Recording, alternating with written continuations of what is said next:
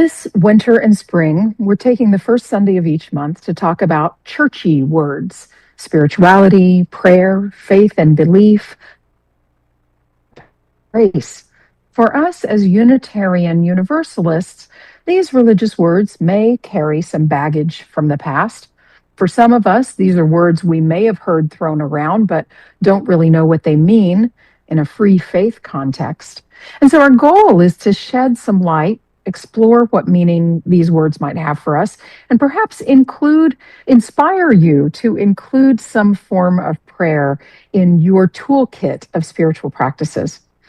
I'm sitting in a patient lounge on the 6th floor of UT Southwestern, a large teaching hospital in Dallas. As some of you know, I'm still in Texas helping my folks navigate some health issues.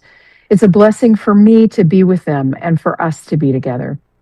We all send our gratitude to the fellowship staff and congregation for making it possible for me to be here with them and to be with you like this today.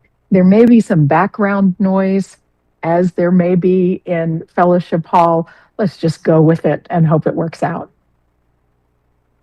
What's true for me as I think about prayer this week is that I am having a profound and unexpected encounter with prayer. Here in the buckle of the Bible Belt, people say, "I'll keep you in my prayers," as easily as they might say, "See you next week," or "I love you," or "Take care now." And they mean it. Mom and Dad have a large network of friends and family. And when I tell you that we feel those prayers, those petitions and blessings lifted on our behalf, it means that we feel held in a beloved network of community. These prayers, uttered in silence and aloud, from folks who are religious and those who are not, from close friends and recent acquaintances, are like a healing balm for us. People mean us well, and they have the words to make it real in their hearts. A prayer for someone, that blessing, is really the opposite of a negative thought or a curse. Right now, this network is a visible sign of our interdependence with each other, with community, and with some version of ultimate creative reality. Both C.S. Lewis and Soren Kierkegaard are quoted with some version of this thought. Prayer doesn't change God, it changes us. Prayer doesn't change what we are praying to or with or ultimate reality. It changes us.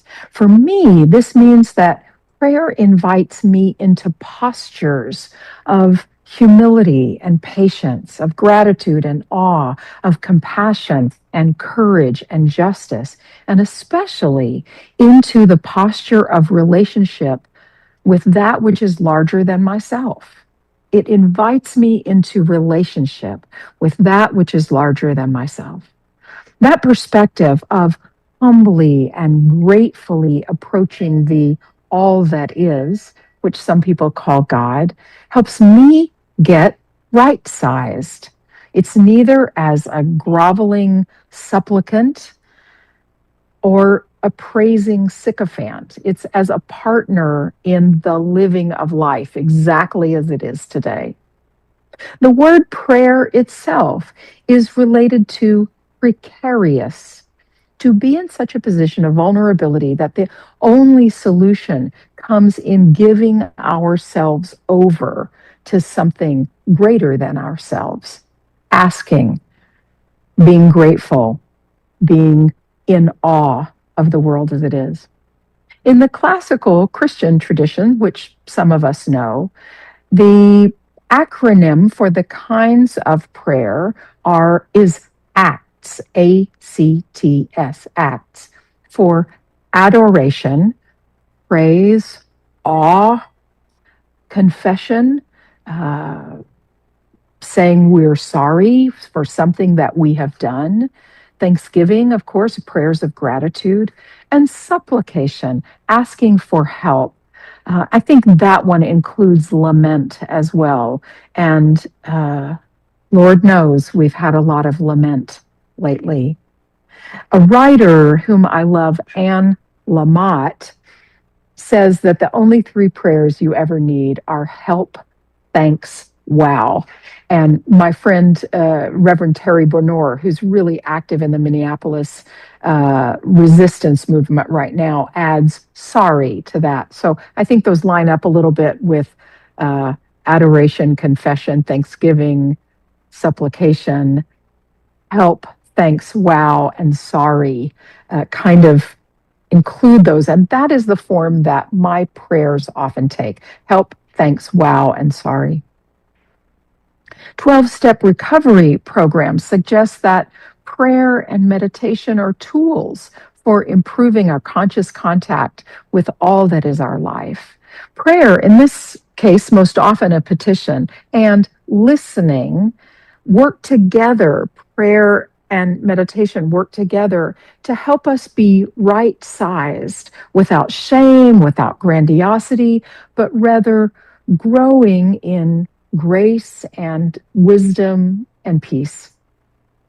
Okay, but what are we praying to exactly? How do we know? What do we have to know what we're praying to? Is that often got in my way. If I didn't believe in a classical understanding of God, or that something was going to come in and fix the agenda, twiddle the dials in the lab, as my husband would say. If I don't believe that something's going to come in and fix, what am I praying to? And by the way, what is worship all about? But we'll get to that later. We get prayer in April and worship in May, I think, in our Churchy Word series. Here's what Unitarian Universalist minister Eric Walker Wickstrom says in the introduction to this lovely little book, Simply Pray. He says, if you long to connect with the sacred, if you desire to live a life that is more in touch with the holy, stop listening for something and simply start listening.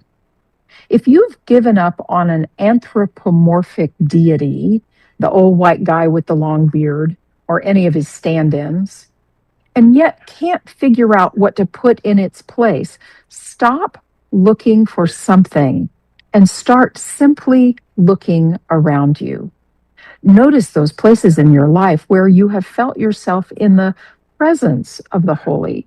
Remember those experiences in which you have heard your own connectedness.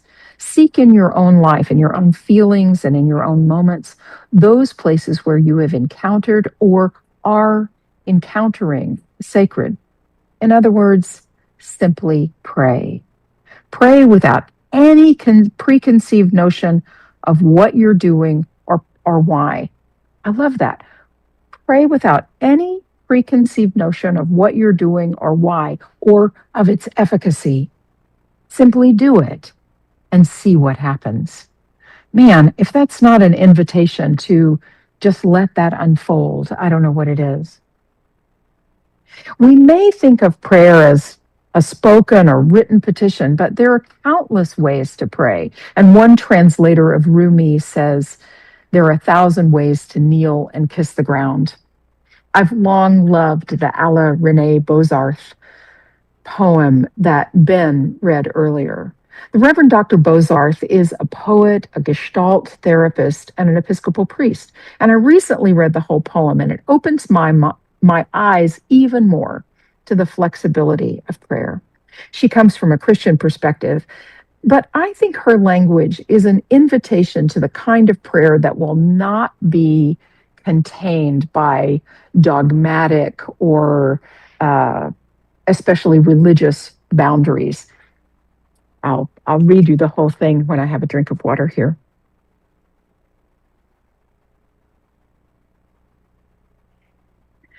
Prayer is intimacy with the great mystery.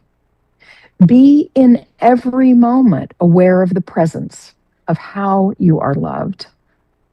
She takes off her wings to heal you. He surrenders everything for your sake. At all times, in every hidden, open place, It lives deep in your soul's core. It moves in your moving and acts through your skin and the skin or bark or shell of all living beings, forms of angels, and also of water and rocks and fire. So be awake to the life that is loving you and sing your prayer, laugh your prayer, dance your prayer, run and weep and sweat your prayer, sleep your prayer, eat your prayer, paint, sculpt, hammer, read your prayer. Sweep, dig, rake, drive, and hoe your prayer. Garden and farm and build and clean your prayer. Wash, iron, vacuum, sew, embroider, and pickle your prayer. Compute, touch, bend, and fold, but never delete or mutilate your prayer. Learn and play your prayer. Work and rest your prayer. Feast and fast your prayer. Argue, talk, whisper, listen, and shout your prayer. Moan and groan and spit and sneeze your prayer. Swim and hunt and cook your prayer. Digest and become your prayer. Release and recover your prayer. Breathe your prayer. Be your prayer. Let your prayer be your thinking and your thriving, your passionate living and humble dying back into earth and God. Let your prayer be your senses and sex, your political power, your confusion and vision for good. Let teaching, tolerance, and all childcare be prayer. Let your mistakes be a prayer and your unknowing. Let remorse and forgiveness be a prayer. Make love in every act. Create growth in each intent. Nurture in any form. Nature in any form serves as sanctuary and temple. Let your bath be an oracle chamber, every trip anywhere be a pilgrimage, and your dream bed each night the holy of holies. And so you're praying, so you do what you be, and all your being is blessed, and all your life is a prayer, and all your acts are a blessing.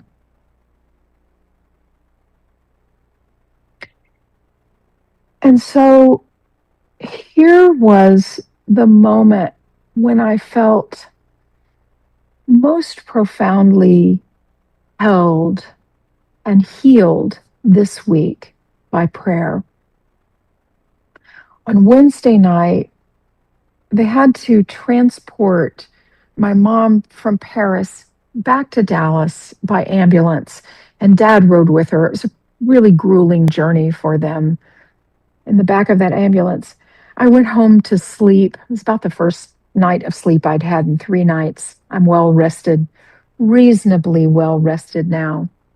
But I slept, and then I drove back to Dallas the next morning. And as I got on the road, I put my AirPods in and I called my best friend, Tara, who is a minister. We met in seminary. And as she calls herself, she's a Jesus girl, but we speak the same language. And I said, Tara, I'm used to holding a lot of people.